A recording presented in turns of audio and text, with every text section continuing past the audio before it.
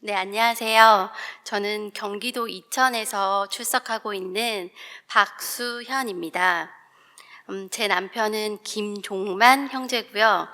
올해 1월부터 함께 사랑침례교회에 출석하게 되었습니다.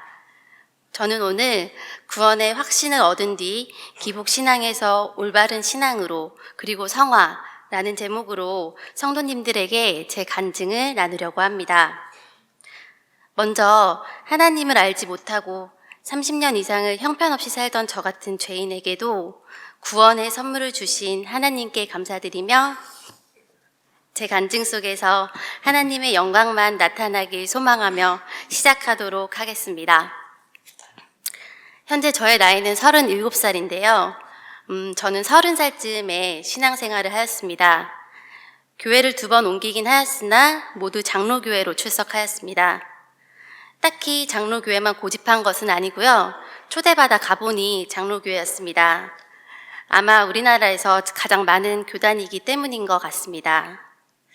그러다 보니 저의 신앙생활은 자연스럽게 칼빈주의 영향을 받아서 구원을 받았다, 잃었다 하게 되었으며 또 가장 오래 다녔던 은사주의 교회에선 방언도 받고 치유도 받으며 하나님의 음성도 들어야 했고 재정의 복도 쏟아지게 받고 싶었기 때문에 수요 예배, 금요 철야 예배, 주일 예배, 특별 새벽 기도회 등 엄청 바쁘게 살아왔던 것 같습니다.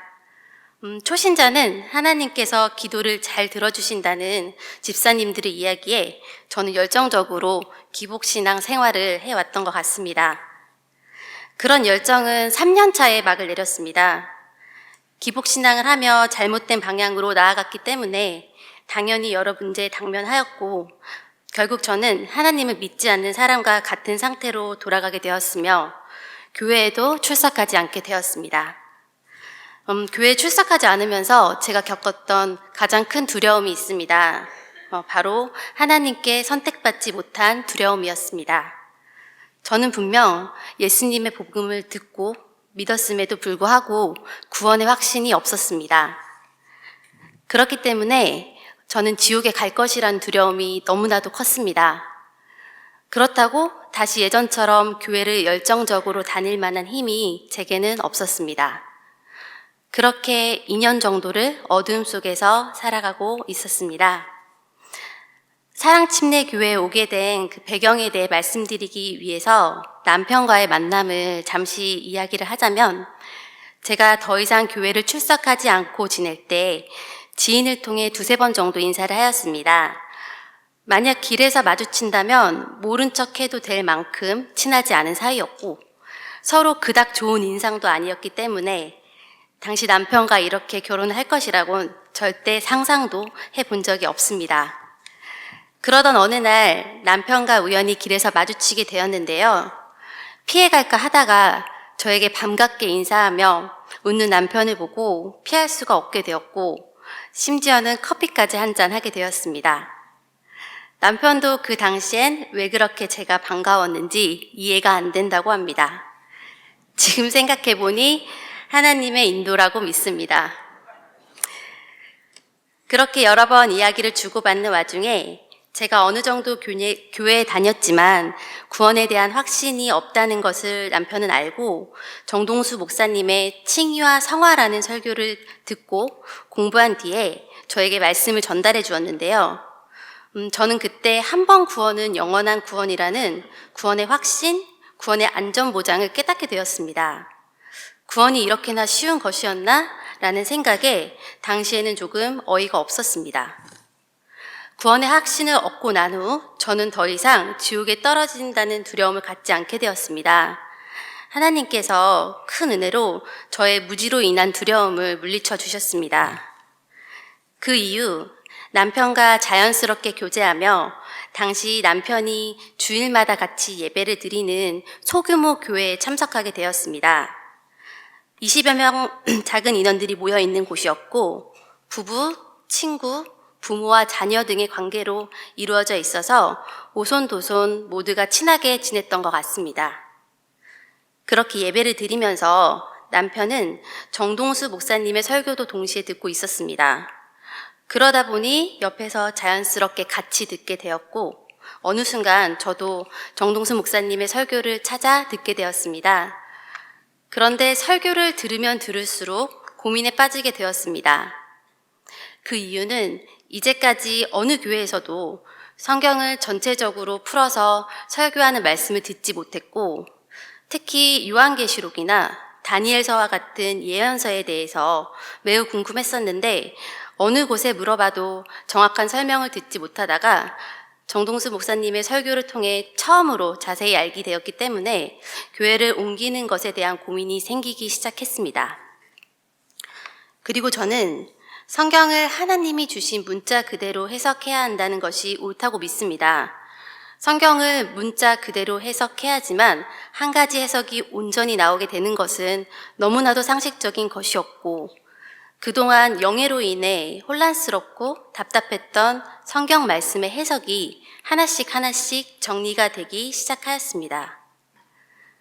저와 남편은 점점 올바른 말씀을 정확히 아는 것에 대한 간구함이 커졌고, 저희 부부는 교회를 옮기는 것에 진지하게 고민하고 토론하기 시작하였습니다. 그러나 이 교회를 나오기란 너무 어려웠습니다. 너무 좋은 분들과 함께 드리는 주일 예배를 다시 드릴 수 없다는 사실이 너무 슬펐고, 저희가 나가게 되면 서운해하실 형제 자매님들의 마음을 꼭 외면하는 것 같았습니다. 그렇지만 교리와 믿는 바가 다른 교회에서 예배를 계속 드리기란 너무 힘들었습니다. 그러던 중 저희 부부가 교회를 옮기자고 마음을 먹은 계기가 있었습니다. 기존에 다니던 교회에서 보던 성경책도 킹제임스 성경이었는데요. 어느 날 그 교회 인도자님께서 공식적으로 성경을 개역 성경으로 바꾼다는 이야기를 하셨습니다. 새로운 성도들이 예배를 드리러 오기 시작하면서 보편적 성경인 개역 성경으로 바꾸는 것이 좋다는 이유였습니다. 또 한 가지는 제가 사랑침례교회 애국 설교를 들으며 그리스도인은 절대 좌파가 될 수 없다는 생각이 들었습니다. 하지만 기존에 다니던 교회는 좌우를 떠나서 교회에서 정치적인 얘기를 하지 않는 것이 옳다고 하였습니다. 그러나 저는 성경은 분명 하나님의 통치 아래에 있는 정치에 대해서 여러 곳에서 이야기를 하고 있으며, 공산당, 동성애는 분명 하나님께서 가증히 여기시는 것들이기 때문에 그리스도인이라면 당연히 좌파들에 대한 비판의 목소리를 내야 한다는 사랑침례교회의 주장에 너무나도 같은 생각을 가지게 되었습니다. 기존에 다니던 그 교회의 인도자님들과 성도님들도 뜨거운 마음으로 하나님을 섬기던 분들이었습니다. 하지만 아무리 좋은 사람들과 함께 있어도 교리는 양보할 수 없는 확고한 마음이 생겨 교회를 옮기게 되었습니다. 남편은 저보다 훨씬 전부터 이러한 고민들을 진지하게 하고 있었기 때문에 제가 교회를 옮기자고 했을 때 흔쾌히 동의를 하였습니다. 그렇게 올해 1월 1일부터 저희 부부는 사랑침례교회를 출석하게 되었고, 필수 선교 40선 및 교회의 신앙 서적들을 보면서 성경을 바로 알기 위해 노력하게 되었습니다. 처음 저희를 반갑게 맞아주신 먼 곳 지역의 인도자 김영삼 형제님과 임성희 자매님께서 선물로 주신 하나님의 인도라는 책은 저에게 큰 충격이었습니다. 저는 모든 선택에 있어서 하나님의 뜻을 간구하며 살았습니다. 예를 들어 직장을 구하는 것처럼 그 인생에 중요하다고 생각하는 것들을 선택할 때 소위 신령하다고 하는 목사님이나 집사님에게 꼭 의견을 물어보고 그것이 하나님의 뜻인 줄 알고 결정했던 적도 많았습니다. 그래야 마음이 놓였습니다. 그렇지 않을 때는 하나님의 음성이 들릴 때까지 기도를 하기도 하였습니다. 당연히 들릴 리가 없었겠죠. 그러나 하나님의 큰 뜻은 성경 안에 완전하게 있었고, 나에 대한 하나님의 뜻은 시간이 지나면 자연스럽게 알 수 있게 된다는 것이었습니다. 우리가 성경에 위배되지 않는 이상 선택을 할 수 있는 자유의지를 하나님께서 주셨다는 것을 왜 그때서야 깨달았을까요? 진정한 자유함을 느끼는 순간이었습니다.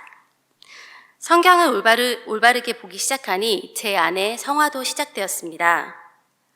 가장 먼저 죄에 대해 무감각했던 죄인인 제가 하나님의 은혜로 의롭다함을 얻었다는 사실을 확신하게 되면서 하나님이 거룩하시기 때문에 나 역시 거룩하게 삶을 살아가야겠다는 의지가 생겼습니다. 에베소서 2장 10절, 우리는 그분의 작품이요 그리스도 예수 안에서 선한 행위를 하도록 창조된 자들이니라.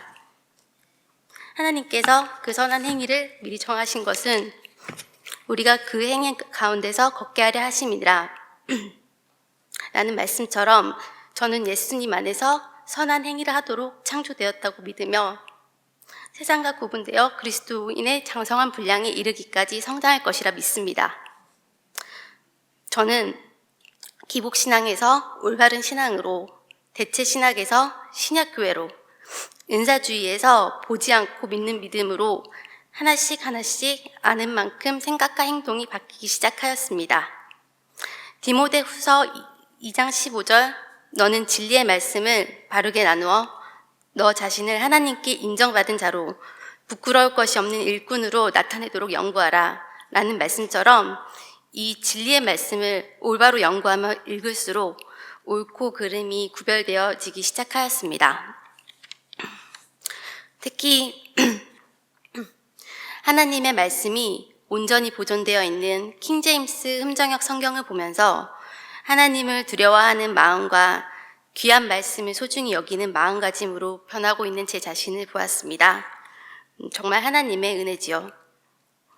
형제들을 극진히 사랑하라는 예수님의 명령에 따르고 싶다는 소망이 생긴 뒤 소극적이고 또 혼자 있는 시간을 더욱 소중히 여겼던 제가 이제는 형제 자매님들과 풍성한 교제를 맺는 것이 너무 소중하고 귀하게 여기는 사람으로 변화되어 가고 있습니다. 앞으로 저는 우리가 휴거되어 영화로운 몸을 잊기까지 예수님의 명령에 따라 믿지 않는 제 가족들과 지인들에게 복음을 전하고 또 하루하루 이 땅에서 성실히 살아가길 소망합니다.